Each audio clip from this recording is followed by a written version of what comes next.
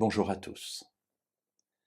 Il y a des exhortations dans la parole de Dieu qui nous remuent un peu, qui nous font réfléchir en tout cas, et j'en ai trouvé une dans la première lettre que Paul écrivit aux Corinthiens, au chapitre 16 et au verset 13. L'église de Corinthe est une église particulière.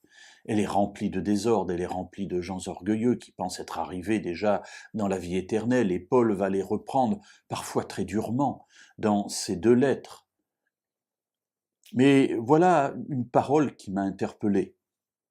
Donc encore une fois, première lettre aux Corinthiens, chapitre 16 et verset 13. Veillez, demeurez fermes dans la foi, soyez des hommes, fortifiez-vous.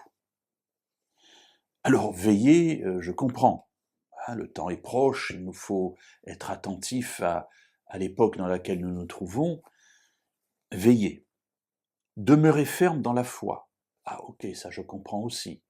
Il s'agit de ne pas passer à côté après avoir couru et être, comme l'a dit Paul, avoir couru en vain. Fortifiez-vous, ok, je comprends aussi.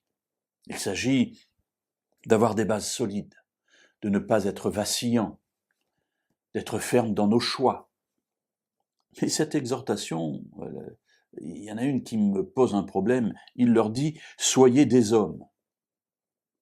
Étonnante comme parole.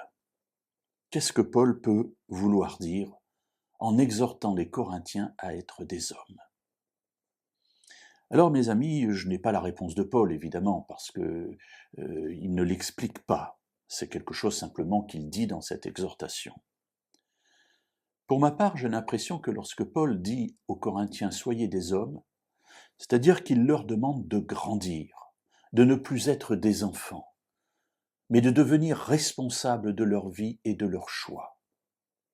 Arrêtez de vivre comme n'importe qui, arrêtez de vivre comme des gens qui ne savent pas où aller, qui n'ont pas de but dans la vie. Soyez maintenant des hommes, prenez votre vie en main. Au cours de mon ministère, j'ai rencontré beaucoup de personnes qui posaient des questions concernant ce qu'ils devaient faire dans la vie. Et quand on essayait de les aider à avancer dans leurs réflexions afin qu'ils trouvent leur voie, eh bien, souvent ils disparaissaient, ils fuyaient. Mes amis, vouloir avancer, c'est prendre des décisions. C'est à un moment donné décider d'être des adultes. Alors je préfère dire d'être des adultes parce que il y a des femmes parmi nous, il y a aussi des enfants, et des enfants peuvent être des hommes, c'est-à-dire savoir déjà vers quoi ils veulent se tourner pour leur vie. Bien entendu, ici, l'apôtre Paul ne parle pas simplement du métier, quoique ce soit très important, mais il parle des choix de vie qui nous mènent dans la vie et la vie éternelle.